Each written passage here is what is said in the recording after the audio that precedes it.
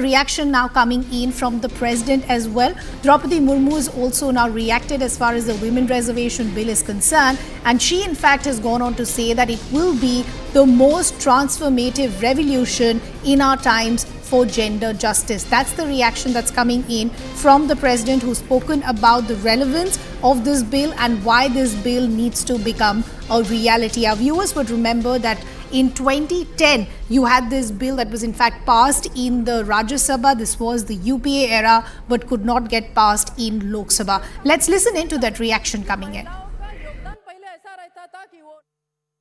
Field of gender justice and protection of life and dignity. We ensured a minimum of 33% reservation for women in local bodies election.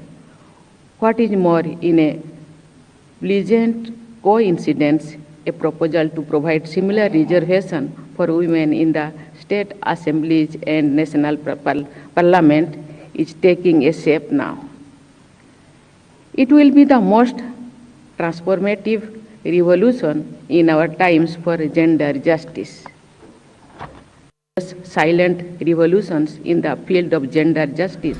Well, that's the word that's coming in from the president. Let's also now bring in our colleague and senior editor Pallavi Ghosh, who's joining us on the broadcast. Pallavi, the demand for a women reservation bill has been reiterated by many within the opposition parties for years together. The president also saying the time is ripe. Help us understand how this will be a game changer as far as women empowerment and for gender equality. If you look at the statistics in the last state elections, there has been an increase in the number of women voters. In fact, according to a last statistics which have been released by the Election Commission of India, they pointed out that in the last Lok Sabha elections, there were at least a 6% surge as far as women voters were concerned, which surpassed those of the male voters.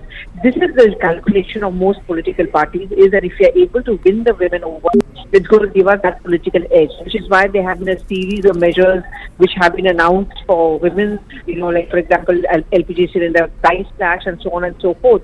And in some states it's worked, like for the Congress it worked in Himachal and Karnataka, where money was put into the account. So now the big calculation of the BJP is the women's reservation bill. It will not only bring social economic empowerment, and by that empowerment will become stronger if you have a political empowerment. So the whole idea of the women reservation bill very clearly is also political on two grounds. One, you woo the women voters, and second, you also tell the Congress party that what you couldn't do, we have managed to do.